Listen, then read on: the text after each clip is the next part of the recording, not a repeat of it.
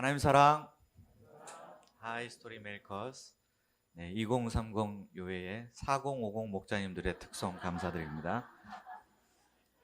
오늘 말씀의 제목은 천국은 밭에 감추인 보화입니다. 요절은 마태복음 13장 44절입니다. 한 목소리로 함께 읽어보겠습니다. 시작. 천국은 마치 밭에 감추인 보화 같으니 사람이 이를 발견한 후 숨겨두고 기뻐하며 돌아가서 자기의 소유를 다 팔아 그 밭을 사느니라. 기도하겠습니다. 살아계신 하나님 아버지, 이 시간 주의 성령께서 주의 말씀과 함께 역사하여 우리 심령에 심겨지고 자라 100배, 60배, 30배의 풍성한 결실을 맺게 하여 주시옵소서. 예수님의 이름으로 기도하였습니다. 우리가 왜 이렇게 마스크를 쓰고 서로 1m 이상 거리를 두고 예배를 드리고 있을까요? 이건 다 무엇 때문입니까? 코로나 바이러스 때문입니다. 그런데 혹시 코로나 바이러스를 보신 분이 계십니까? 물론 아무도 보신 분이 없으실 것입니다. 왜냐하면 코로나 바이러스의 크기는 약 90 나노미터 정도 되는데 1 나노미터는 1000만 분의 1 센티미터라고 합니다. 이 정도 크기를 보려면 고해상도의 전자현미경이 있어야만 볼 수 있다고 합니다. 눈에 보이지도 않는 이 작은 바이러스가 지금 온 세상에 퍼져서 우리의 일상생활을 송두리째 바꿔놓고 있습니다. 보이는 것이 전부가 아니다라는 말이 있습니다. 보이는 것보다 그 보이지 않는 부분에 더 중요한 것, 더 큰 진실이 감춰져 있을 수 있습니다. 천국에도 이 말이 그대로 적용될 수 있다는 사실을 오늘 예수님께서 세 가지 비유를 통해 우리에게 가르쳐주고 계십니다. 그 세 가지 비유가 무엇일까요? 첫째, 가라지 비유입니다. 24절을 보십시오. 천국은 좋은 씨를 제 밭에 뿌린 사람과 같습니다. 그런데 사람들이 잘 때에 원수가 와서 가라지를 그 밭에 뿌리고 갔습니다. 여기서 가라지는 독보리인데 밀과 아주 비슷하게 생겼지만 독을 가지고 있는 식물이라고 합니다. 원수가 은밀하게 가라지를 뿌린 것을 아무도 알아차리지 못했습니다. 그러나 싹이 나고 결실할 때가 되자 드디어 가라지가 보이기 시작했습니다. 이때 종들은 주인에게 이렇게 물었습니다. 주여, 우리가 분명히 밭에 좋은 씨를 뿌리지 않았습니까? 그런데 이 가라지는 도대체 어디서 나타난 것입니까? 주인이 대답했습니다. 원수가 이렇게 하였구나. 다시 종들이 물었습니다. 그러면 우리가 가서 이것들을 뽑기를 원하시나이까? 저 괘씸한 가라지들 당장 뽑아내야 할 것 같았습니다. 그러나 주인은 이렇게 대답을 합니다. 가만두라. 가라지를 뽑다 곡식까지 뽑을까 염려하노라. 가라지와 곡식은 서로 비슷하게 생겼다고 했습니다. 종들이 가라지를 뽑는다고 뽑다가 자칫 착오를 일으켜서 곡식을 뽑을 수도 있었습니다. 뿐만 아니라 가라지의 뿌리가 곡식의 뿌리와 함께 자라는 과정에서 서로 이리저리 엉켜 있을 수 있습니다. 가라지를 뽑는 과정에서 곡식의 뿌리까지 다치고 상할 수가 있었습니다. 그래도 대의를 위해서 소수가 희생하더라도 이 못된 가라지를 시원하게 뿌리 뽑아야 되지 않을까요? 그러나 주인은 가라지를 뽑다가 곡식 하나라도 상하는 것을 원치 않았습니다. 주인은 곡식 하나하나를 소중하게 여기는 사람이었기 때문입니다. 그래서 가라지를 추수 때까지 그냥 두도록 했습니다. 이제 가라지는 아주 신이 났습니다. 종들을 볼 때마다 나 뽑아봐라, 나 뽑아봐라 이러면서 놀렸습니다. 종들이 곡식을 잘 자라도록 물을 주고 양분을 주었는데 이 가라지들이 그 양분과 물을 쏙쏙 빼앗아 가고 가라지를 괴롭혔습니다. 하지만 어떤 운명의 날이 찾아오게 됩니까? 30절을 보십시오. 30절을 제가 읽겠습니다. 추수할 때 내가 추수꾼에게 말하기를 가라지는 먼저 거두어 불사르게 단으로 묶고 곡식은 모아 내 곡간에 넣으라. 이 비유에서 좋은 씨를 뿌리는 이는 인자 곧 예수님이며 밭은 세상이고 좋은 씨는 천국의 자녀들입니다. 예수님께서는 이 세상에 오셔서 좋은 씨를 뿌리셨습니다. 반면에 원수 마귀는 은밀하게 그리고 아주 부지런하게 이 세상 가운데 악한 자의 아들들을 심었습니다. 천국의 자녀들은 이 악한 자의 아들 때문에 이리 치이고 저리 치이고 괴롭힘을 당합니다. 이런 악한 자들은 당장이라도 심판을 해야 마땅하지 않겠습니까? 그래야 의인이 조금이라도 하루빨리 고통에서 벗어날 수 있게 되지 않을까요? 그러나 예수님은 종들에게 이렇게 말씀하십니다. 그냥 두어라. 왜 예수님은 이처럼 심판을 유보하실까요? 그것은 종들이 악한 자의 아들들을 뽑다가 그만 천국의 자녀들까지 뽑을까 염려하시기 때문입니다. 누가 곡식이고 누가 가라지인지 정확하게 판단할 수 있는 안목이 우리에게 있을까요? 사도 바울을 보십시오. 다메섹 도상에서 부활하신 예수님 만나기 이전에 사도 바울은 누가 봐도 곡식이 아니라 가라지였습니다. 가라지 중에서도 아주 질이 나쁜 가라지처럼 보였을 것입니다. 하지만 알고 보니 사도 바울은 가라지가 아니었습니다. 알곡 중에서도 아주 대단한 최상급의 알곡이었습니다. 만약 초대교회 신자들 중에 누군가가 바울을 암살합시다. 바울을 이대로 둬가지고는 교회가 죽어버릴 것 같습니다. 바울을 암살합시다 하고 그냥 죽여버렸다면 어떻게 되었을까요? 이후 기독교의 역사는 어떻게 되었을까요? 그리고 가라지를 뽑다 보면은 어떤 현상이 생기는 줄 아십니까? 처음에는 이건 틀림없는 가라지야 하고 뽑았는데 한 가라지를 뽑고 나면 옆에 있는 게 의심스럽게 보이기 시작합니다. 이것도 가라지 같은데? 그래서 그 가라지도 뽑게 되고 또 그 옆에 있는 것도 가라지인가 아닌가 하는 의심이 들어서 또 뽑게 됩니다. 어느 때까지 뽑게 될까요? 결국에는 하나도 남지 않을 때까지 다 뽑게 됩니다. 그리고 이렇게 다 뽑기 전에 다른 주변에 있는 것들이 쟤부터 뽑아야 되겠다. 그래서 자기가 뽑다가 먼저 뽑히게 되는 수가 많이 있습니다. 우리는 누가 가라지인지 누가 곡식인지 정확하게 판단할 능력도 없고 그럴 자격도 되지 않습니다. 현재 우리 눈에 보이는 것이 전부가 아니기 때문입니다. 그래서 예수님께서는 우리가 함부로 심판의 칼날을 휘두르는 것을 원하지 않으십니다. 단 한 사람이라도 억울하게 다치거나 뽑혀 나가는 일이 없기를 바라십니다. 그러므로 뽑지 말고 가라지는 그냥 두어야 합니다. 그러면 분명히 가라지는 기고만장하게 더욱 날뛰게 될 것이 뻔합니다. 거리낌 없이 못된 짓을 저지르고 남을 속일 것입니다. 그러면서도 인정받고 칭찬받고 잘 먹고 잘 살게 될 것입니다. 천국은 이런 악한 자들의 틈바구니 속에서 숨이 막힙니다. 천국의 아들들은 괴롭힘을 당하고 고통을 받습니다. 마음에 받은 상처를 묵묵히 속으로 사귀면서 참고 견뎌야 합니다.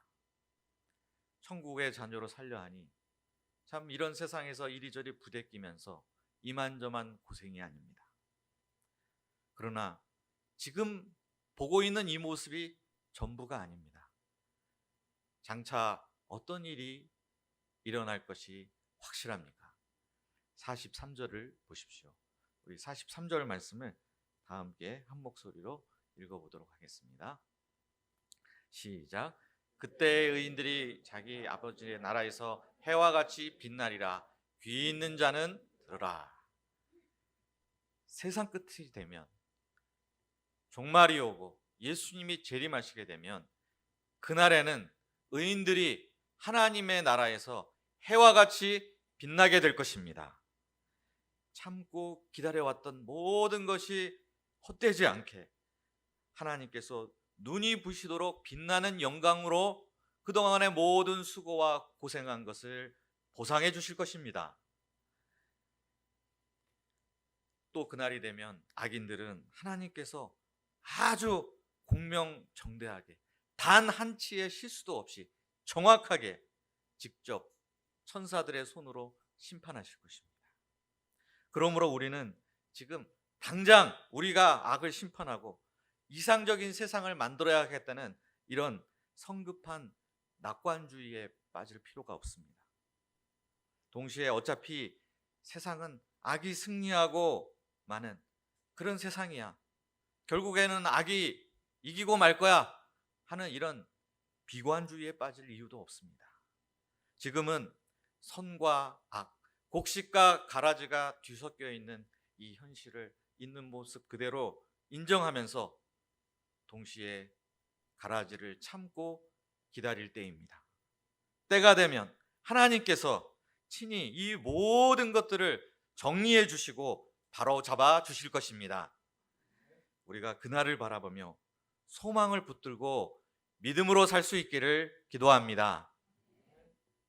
둘째, 겨자씨와 누룩의 비유입니다. 31절과 32절을 보십시오. 31절, 32절 말씀을 한 목소리로 읽어보겠습니다. 시작. 또 비유를 들어 이르시되 천국은 마치 사람이 자기 밭에 갖다 심은 겨자씨 하나 같으니 이는 모든 씨보다 작은 것이로되 자른 하늘에는 풀보다 커서 나무가 되매 공중의 새들이 와서 그 가지에 깃들이니라. 겨자씨는 다른 모든 씨들보다 작습니다. 직접 겨자씨를 보신 적이 있습니까? 예전에 생명의 말씀사에서 겨자씨 책갈피를 판 적이 있습니다. 다른 책갈피보다 5배 정도 가격이 비쌌습니다. 그 책갈피를 사고 제가 사기를 당했다는 느낌이 들었습니다. 아무리 봐도 다른 책갈피랑 다른 구석이 없었습니다. 그런데 자세히 살펴보니 책갈피 한 가운데 작은 점이 있는 것을 발견했습니다. 이것이 바로 겨자씨였구나. 그런데 이 작은 겨자씨가 자라게 되면 공중의 새들이 와서 깃들일 정도로 큰 나무가 됩니다. 이처럼 천국은 아주 작은 것에서부터 시작합니다. 너무 초라해서 별로 주목을 받지 못합니다. 이렇게 지지부진하다가 그냥 소리 소문 없이 다 사그라들 것 같습니다. 그러나 보이는 것이 전부가 아닙니다. 복음 안에는 스스로 성장할 수 있는 어마어마한 잠재력이 숨겨져 있습니다. 천국은 점점 더 성장해서 마침내 처음과는 도저히 비교할 수 없을 정도로 큰 역사를 이루게 됩니다. 그러므로 현재 복음 역사가 너무나 작고 보잘것이 없다고 해서 전혀 실망할 필요가 없습니다. 낙심할 필요가 없습니다. 교회가 어디서부터 시작되었습니까? 12명의 제자로부터 시작이 되었습니다. 사람들이 보면 이 12명의 제자가 땅끝까지 가서 하나님 나라를 이 땅에 이루겠다고 했을 때 콧웃음을 치면서 애들이 소꿉장난하는 것처럼 여겼을 것입니다. 당대의 어떤 역사가도 이 12명에 대해 주목한 사람이 없습니다. 그래서 복음서 외에는 이 12명의 행적에 대해서 우리가 역사책에서 그 당시에 역사책에서는 찾아볼 수가 없습니다. 너무나 겨자씨처럼 작은 역사였기 때문입니다.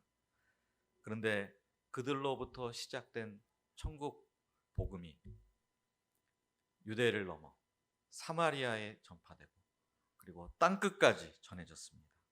거대했던 로마 제국을 뒤집었습니다. 지금은 5대양 6대주에 걸쳐서 현재 이 지구상에는 21억 명이라는 크리스찬이 있습니다. 12명이 21억 명이 되었습니다. 정말로 예수님이 말씀하신 그대로 겨자씨 한 알이 자라서 거대한 나무가 되었습니다. 33절을 보십시오. 33절 말씀도 한 목소리로 읽어보겠습니다. 시작. 천국은 마치 여자가 가루 서말 속에 갖다 넣어 전복 부풀게 한 누룩과 같으니라. 요즘에 이렇게 얘기하면 왜 누룩은 여자가 꼭 넣어야 되냐? 남자가 누룩 넣으면 안 되냐? 또 이런 공격을 받을지 모르겠습니다. 아무튼 당시에는 이 집안에서 떡을 만들고 굽는 일을 주로 여자들이 했습니다. 이 누룩의 용도가 무엇입니까? 이 누룩은 전체의 2%의 양만 있어도 반죽을 4배로 부풀릴 수 있는 그런 능력이 있습니다. 가루 소말은 약 40리터 정도에 해당합니다. 이 40리터의 밀가루 반죽이 누룩에 의해서 부풀게 되면 160리터 정도가 됩니다. 이 정도의 양이면 약 장정 100여 명이 배부르게 먹을 수 있을 정도의 빵을 만들어낼 수가 있습니다. 이처럼 복음은 어떤 사회였던 간에, 어느 시대였던 간에 그 시대와 사회 속에서 항상 소수였습니다. 복음이 주류와 대세를 이루었던 적은 거의 없습니다. 이때 우리는 아니 겨우 이 정도 소수를 가지고 도대체 뭘 할 수 있겠어? 이렇게 생각하기 쉽습니다. 그러나 보이는 것이 전부가 아닙니다.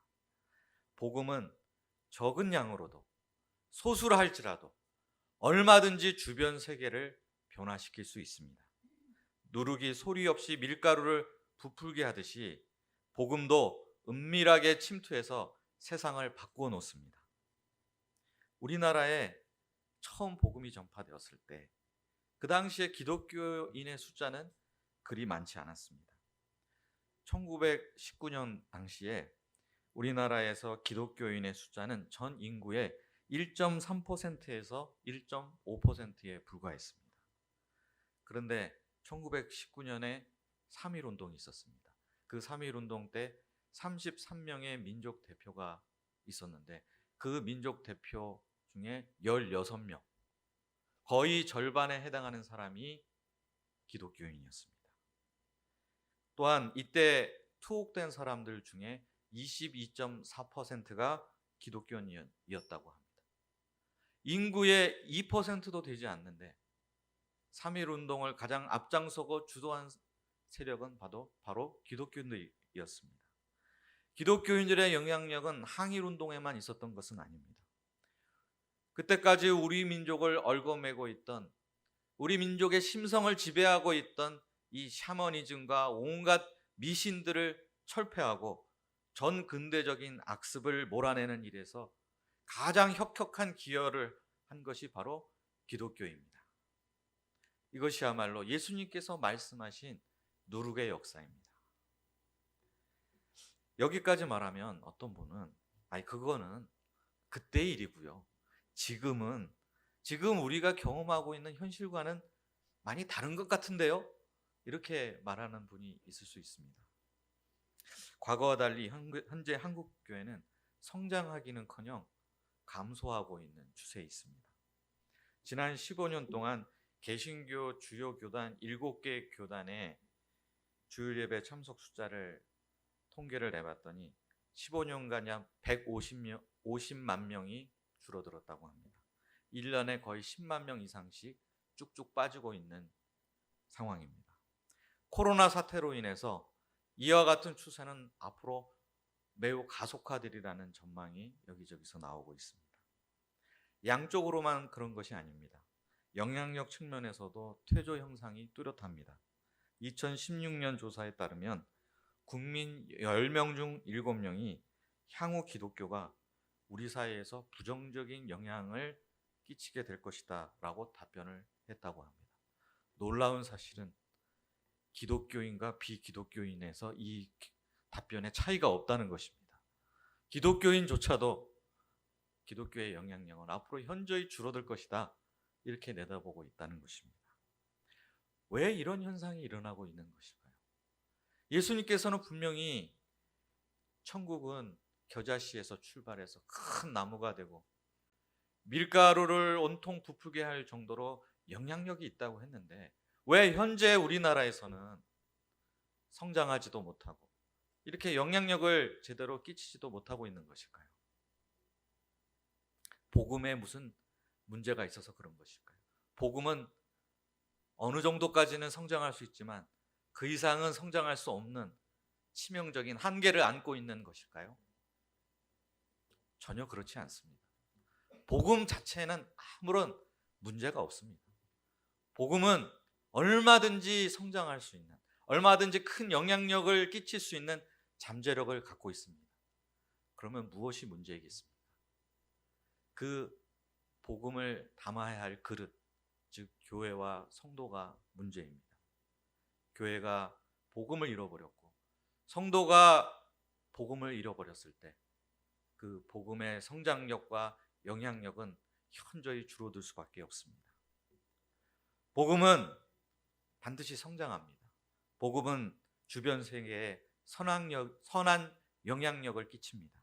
인본주의, 세속주의, 물질 만능주의, 인구 감소, 코로나19 등등 어떤 위기가 닥치든 복음은 언제든 반전을 일으킬 수 있는 힘이 있습니다. 그러면 우리가 어떻게 해야 되겠습니까? 무엇을 해야 되겠습니까? 우리는 다시 복음으로 돌아가야 할 때입니다. 한 사람 한 사람이 복음을 듣고 깨닫고 복음에 합당한 삶을 살아내는 것을 지금부터 다시 시작하는 것입니다. 그렇게 한 사람씩 한 사람씩 해서 도대체 어느 세월에 반전을 일으킬 수 있겠냐, 이렇게 또 물을 수 있습니다. 그러나 그 한 사람 안에 일어난 작은 씨앗과 같은 역사를 무시하면 안 됩니다. 한 사람이 복음을 발견하는 것이 결코 작은 일이 아닙니다. 종교개혁이 어떻게 일어났습니까? 종교개혁은 교회에 있어서, 교회사에 있어서 엄청난 사건이자 세속 역사에 있어서도 격변을 일으킨 어마어마한 대사건입니다. 그런데 이 종교개혁이 어디서부터 시작되었습니까? 독일의 마르틴 루터라는 아무도 그 이름을 알지 못했던 무명의 수도사가 골방에 틀어 박혀서 로마서를 연구하다가 그 로마서에서 믿음으로만 의롭게 된다 하는 그 복음의 핵심을 발견한 것에서부터 시작이 되었습니다. 이번 썸머스쿨에서 복음 안에서 자유를 이라는 제목을 가지고 갈라디아서 말씀을 우리가 공부하고 있습니다. 이 중에 단 한 사람이라도 이 복음에 눈을 뜨게 된다면, 그 복음을 재발견하는 일이 일어난다면 그 한 사람으로 말미암아서 앞으로 또 어떤 놀라운 일들이, 또 어떤 엄청난 일들이 우리 가운데 일어나게 될지 과연 누가 알 수 있겠습니까? 그 한 사람 심령 안에 복음의 씨앗이 떨어져서 그것이 자라서 얼마나 큰 나무를 이루게 될지, 그 한 사람을 통해서 그 사람 주변 세계에 어떤 선한 영향력을 끼치게 될지 그 누구도 장담할 수 없습니다. 갈라디아서 연구를 하기 위해서 제가 책을 읽다가 지난주에 언급해드렸던 팀 켈러 목사님이 이런 말을 한 것을 보았습니다. 복음은 다이너마이트입니다. 복음은 폭탄입니다. 복음이 한 사람의 심령에 떨어져서 폭발하기만 한다면 그 자신을 바꾸고 주변을 바꾸고 세상을 바꿀 수 있습니다. 이렇게 말을 했습니다. 그러므로 한 사람에게 성경을 가르치고 복음을 전하는 일은 결코 작은 일일 수 없습니다. 우리가 천국 복음의 왕성한 성장력과 영향력을 믿고 한 사람 안에 복음을 심는 이 위대한 희망의 사역을 감당할 수 있기를 기도합니다. 셋째, 감추인 보화와 진주의 비유입니다. 김진주 자매님 와 있나요? 마태복음의 진주가 여러 번 나옵니다. 44절부터 46절을 보십시오. 어떤 소장농이 밭에서 일하다가 땅속에 감추인 보화를 발견했습니다. 이때 이 사람은 이렇게 외쳤습니다. 대박! 완전히 땡 잡았네 하면서 이를 숨겨두고 기뻐 돌아가서 자기 소유를 다 팔아 이 밭을 샀습니다. 이때 사람들은 어떻게 생각했을까요? 아니, 저 인간이 정신이 나갔구만, 이렇게 생각했을 것입니다. 왜냐하면 그 밭에 보화가 숨겨져 있다는 것을 몰랐기 때문입니다. 또 좋은 진주를 구하는 장사가 극히 값진 진주 하나를 발견했습니다. 우리 가운데도 진주가 있습니다. 이 값진 진주를 발견했는데 그 장사는 어떻게 했습니까? 그 역시 자기의 모든 소유를 다 팔아서 극히 작지만 값어치가 엄청나게 나가는 그 진주 하나를 샀습니다. 두 비유의 공통점은 자기 소유를 팔아서 귀하고 가치 있는 것을 샀다는 것입니다. 근데 다른 점은 감추인 보화를 발견한 사람은 우연히 발견을 한 것이고, 진주 장사는 처음부터 좋은 진주를 찾다가 그 진주를 발견했다는 사실입니다. 이처럼 우리가 천국을 발견하게 되는 경로는 각자 다 다릅니다. 어떤 사람은 아주 우연하게 발견을 합니다. 그냥 아무 생각 없이 살다가 친구가 야, 너 좀 한번 와봐. 와서 한번 성경 공부해보면 어때? 그래서 친구 따라 왔다가 그냥 거기서 예수님을 만나고 천국을 발견하게 되는 그런 사례도 있습니다. 반면에 어떤 사람은 구도자처럼 진리를 찾고 천국을 추구하는 사람이었다가 또 천국을 발견하게 되기도 합니다. 그러나 어떤 경로로 천국을 발견했든지 간에 발견한 후에 행동은 모두 동일합니다. 자기 소유를 다 팔아 천국을 삽니다.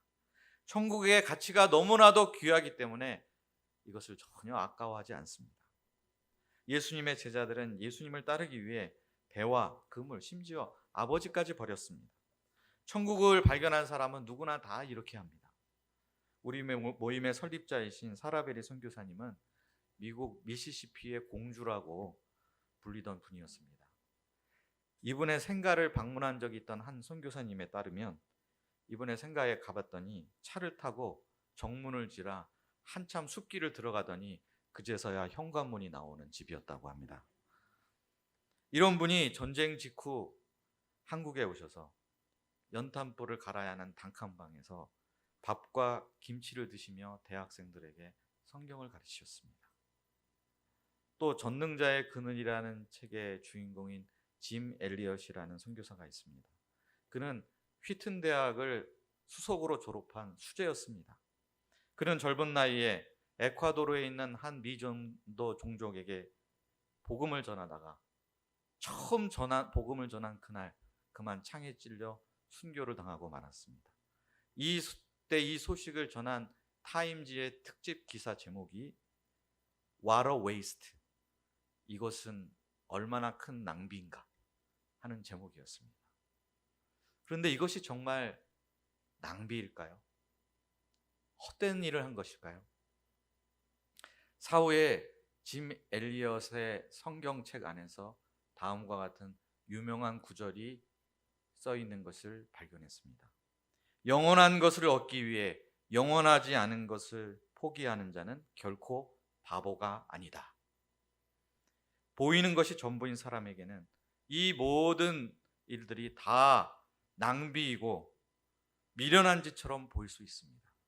그러나 보이는 것이 전부가 아니라 감추어진 천국의 가치를 발견한 사람에게는 이것은 가장 지혜롭고 현명한 투자입니다. 주식 투자에서 대박이 나려면 어떻게 해야 될까요? 주식 투자 대박의 비결이 무엇이죠? 다들 안 해보셔서 잘 모르시죠? 저도 잘 모릅니다. 그런데 들은 얘기가 있습니다. 주식 투자에서 대박의 비법은 딱 한 가지라고 합니다. 바로 저평가 우량주를 찾는 것이라고 합니다. 저평가 우량주란 많은 사람들이 가치를 몰라보고 있지만 알고 보면 사실은 성장 가능성이 아주 높으면서 리스크가 적은 주식을 가리킨다고 합니다. 이런 확실한 주식을 발견하고 거기에 올인한다면 누구든지 투자 대박이 날 수 있다고 합니다. 근데 오늘 예수님께서 오늘 말씀에서 우리에게 저평가된 초우량주를 하나 알려주셨습니다. 이것만 얻으면 누구나 인생 대박이 날 수 있습니다. 그게 무엇일까요? 바로 천국 복음입니다. 복음의 가치를 사람들은 제대로 보지 못하고 있습니다. 복음을 아주 시시하게 보고 초라하게 여기고 있습니다. 복음은 시대착오적이고 복음에 올인하는 것은 미련한 짓이고 복음은 앞으로 미래가 없다. 성장 가능성이 빵이다. 이렇게 여깁니다. 아주 심각하게 저평가되어 있습니다. 그러나 보이는 것이 전부가 아닙니다. 복음 안에는 영원한 생명이 감추어져 있습니다. 복음 안에는 구원이 있습니다. 기쁨과 평안이 있습니다. 한량없는 주님의 은혜와 사랑이 있습니다. 이 모든 것들, 이 귀하고 가치 있는 것들은 거액의 돈을 준다고 해도 살 수 없는 것들입니다. 아울러 복음은 거대한 나무가 되고 반죽을 4배로 부풀릴 수 있을 정도의 엄청난 성장 가능성과 잠재력을 가지고 있습니다. 게다가 이 복음은 하나님께서 보증하고 계시기 때문에 리스크가 제로입니다. 우리는 이 복음을 발견한 사람들입니다. 인생 대박이 나는 사람들입니다. 아멘. 우리에게 감추인 보와 극히 값진 진주인 천국 복음을 허락해 주신 주님께 감사와 찬양을 드립니다. 우리가 복음을 더욱 풍성히 얻고 누리기 위해서 인생을 제대로 투자하는 지혜로운 사람들이 될 수 있기를 간절히 기도합니다. 기도하겠습니다. 하나님 아버지, 우리 인생에 그 무엇과도 비교할 수 없는 최고의 가치, 최상의 것인 천국 복음을 허락해 주셔서 감사와 찬양을 드립니다. 하나님 아버지, 보이는 것이 전부가 아니라 이 보이지 않는 곳에 감춰진 이 천국 보화의 가치를 저희가 잘 깨닫고 여기에 우리의 인생을 투자하고 복음의 그 놀라운 성장력과 잠재력을 체험하는 복된 삶을 살 수 있기를 간절히 기도합니다. 예수님의 이름으로 기도하였습니다.